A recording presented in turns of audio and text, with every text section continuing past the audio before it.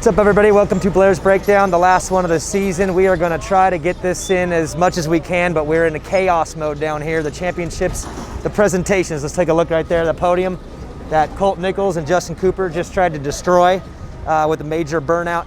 We're doing our NBC post-race show. I just finished my part, but Will is finishing, and I'm not allowed to leave until we're all the way done, just in case there's a mess up. So I'll start right now while we're finishing. I don't even know what to say other than come back over this way. You see the crowd, or the crew right now getting the tough blocks put away. They're gonna stack them up, put them in the trucks, and file them away for next year. And it's just crazy. It's crazy that this season, like that, right? I mean, we started mid-January, and now here we are. It was just over in a blink of an eye. There's so many emotions. You see all the championship presentations; they were great. And I do want to run over and see the whoops really quickly. I want to see what Chase Sexton was doing. He was so crazy fast in that main event. And I talked to him afterward. He said he got gassed. You know, we're in elevation. I think he gave it everything he had. And at that point, I think he just probably held his breath because he ran out and he said he was bummed about it. But I wouldn't worry about that guy. I think he all saw tonight. Like, he means business. And if you look back to his 250 career, the first rookie year, he was a little messy, had some issues. He came back and win the second year, win the third year. That guy figures it out quick. And I saw enough tonight to believe that he is a contender, and I would put him in that small group of people that I think can go the distance next year. I truly do believe that. And the raw speed is it's just, if you got that speed, you figure out everything else, you got a shot at it. So we'll go look at those whoops. Yeah, Bondo, I'm still here, just waiting to make sure it's all good.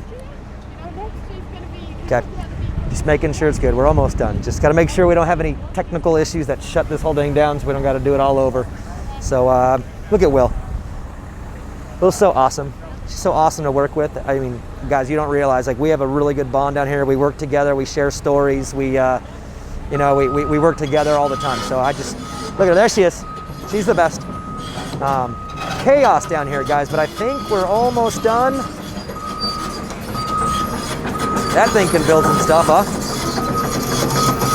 huh? Anyways, let's get back to that 450 class. Cooper Webb, I honestly can't believe he won tonight. You don't need to. You just got to cruise it in. But that guy, there's just something in his DNA, and there's just no way he was going to go out without a fight. And then he gets pulled a little bit, and he somehow fights back and wins. It's just, I mean, how do you compete with that guy? I don't even know how you compete with a guy who comes out on a night when he doesn't have to win, and he wins. I mean, goodness gracious. I mean, I don't know how you fight with a guy like that. That's just that stubborn. It's something to watch. I mean, even Ricky, I talk to Ricky about it all the time, and Ricky's like, man, I don't think I would have wanted to race that guy. He's just relentless. So anyways, let's take a walk. I think we're almost in the clear. Let's take a walk to the whoops and we'll finish the show. Thank you. Appreciate it. Thanks, guys. All right, I'm cleared. Okay.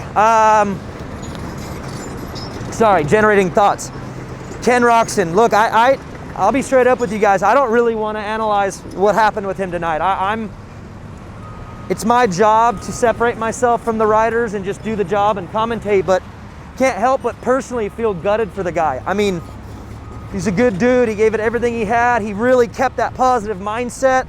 We all watched him this year. We all thought he should fight back a little bit more. He gave a little bit of a fight tonight, and I don't know, maybe he learns from this and learns that you kind of got to be a dog, you know? Like, you got to be able to bark and bite.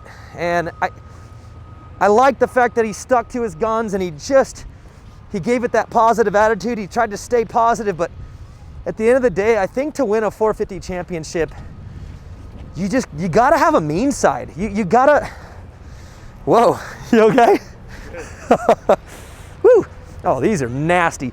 You know what I mean, though? You gotta have a mean streak that comes out in moments. And for Kenny, it wasn't his method. It wasn't his way. And personally, I'm gutted for the guy. I don't know what happens from here. I would hope that he bounces back, learns, and comes back better. But I don't know. That was tough. Marvin was great. The 450 class was insane tonight. Ferrandis was insane. But take a look at these. Like, this is so sketchy. Because you're on the very outside. The tough blocks are sitting, oh my God, it's soft. Right here, so your foot peg is right on the edge. You're just blitzing this edge. Actually, turn around too, because I saw Sexton multiple times landing literally in that soft, dry stuff right there. I mean, he was doing his thing to get over here. You see the little rut where he was kicking off of? Gosh, that was gnarly. But yeah, the 450 class is crazy. And then where do we go from here? Like, where do we go into 2022?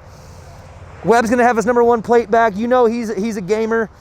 Eli, from what I have heard, has signed a 2-year extension, which means he comes back. But does the Eli Tomac of 2020 come back, or the 2021? Because he just wasn't the same. There's no way a year ago he would have got 9th tonight just straight up. That would have never happened. So I believe that this was a little bit of a hangover year for him. And if that fire comes back, look out, because he's got all the tools to do it. But he just didn't use them all this year. He just wasn't the same. Ferrandis is going to get better.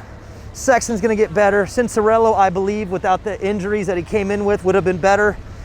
I think Marvin's all spunky. Are you guys fired up for 22 or what? Like, I mean, I don't see anything but better. It's just going to be better next year. And fingers crossed we get back to the traditional schedule and we get to do our thing next year. Having the crowd here tonight was insane. They're just loud and they're into it. And they love Supercross, as do you. I mean, if you're watching this video, you love the sport, right? Like, I mean, yeah, I'm just overly optimistic that next year could even be better, because this year was off the hook. I got to head to the press conference now. It's going to be, I think, just champions. I think Webb, Nichols, and Justin Cooper. Let's talk about Nichols and Cooper.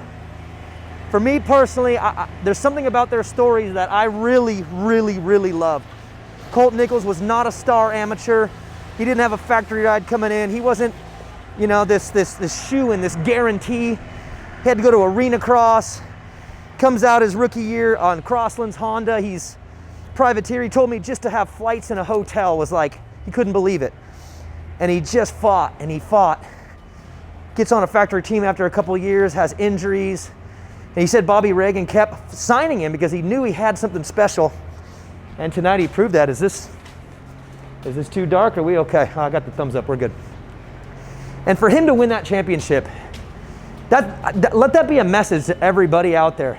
You do not have to be a superstar kid to make it in the sport. If you're good enough and you have the talent and the work ethic, you just got to grind. You got to grind and you never give up. And you just fight and you work on your craft and you get better.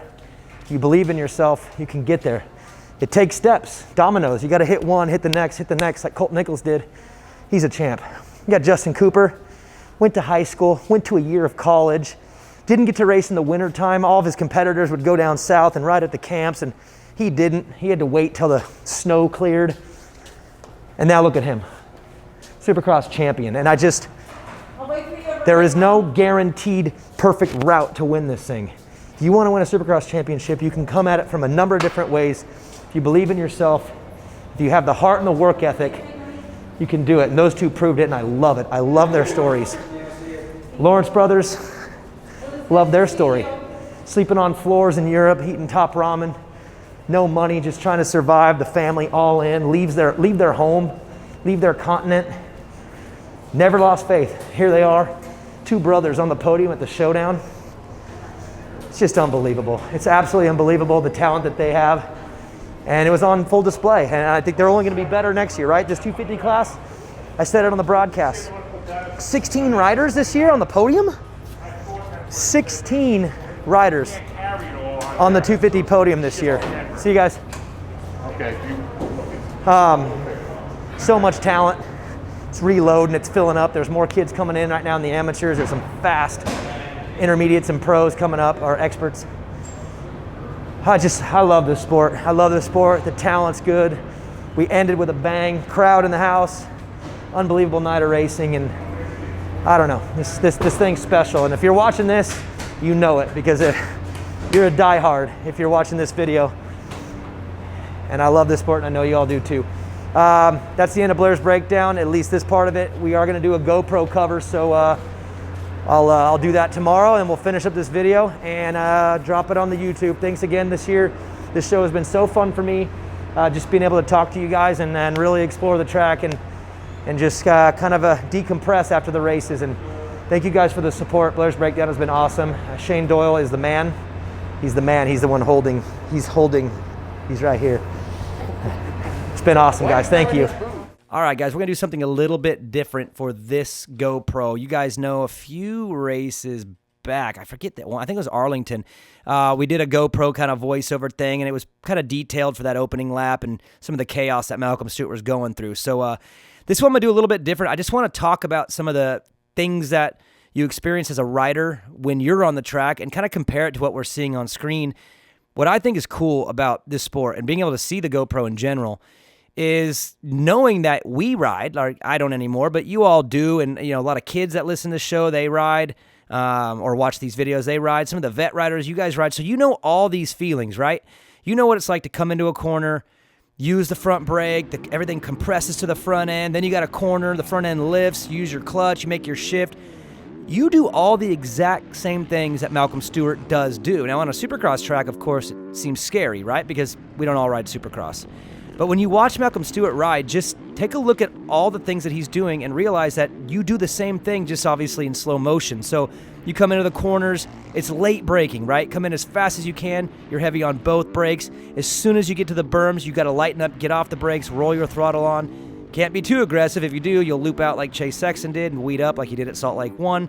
So there's throttle control involved. When you go off the jumps at your local track, you're obviously looking at the landing, trying to be precise, land it just perfectly. Well, think about Stewart in the rhythm sections when he is just icing each one, and in between, exploding the throttle. It's crazy that you do the exact same things on a motorcycle, but he does them at such a fast pace. And I know when you're watching this, it looks like he's playing a video game.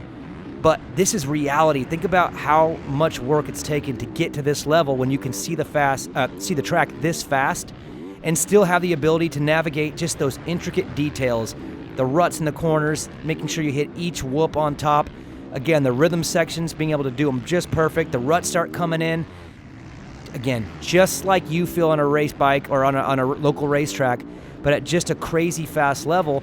And he's learned to be able to be fast reactive. That's the key to this whole thing, is being able to react quick. Every single move is as aggressive as possible, no brakes, no rest, and at the speed of light. It's coming at you that fast in reality. So I just want to kind of put you in that mind frame as you watch this GoPro. Instead of just watching it and being like, wow, that's cool, think about the way you ride a bike and think about how fast this is coming at you and what that might feel like at that speed. Just got to go in his helmet for just, another 30 seconds here or so, and just feel what he's feeling and think about it from that perspective, and it looks a whole lot different. So I'm going to bow out. This has been a good show, and it's been a fun season doing Blair's Breakdown, but I want to give about 30 more seconds. Just watch this video, put yourself in his mind frame, put yourself in his helmet, and think about how gnarly it is to ride Supercross at that speed. It's absolutely insane. Here we go. Final 30 seconds. It's been a good year. Thank you, guys.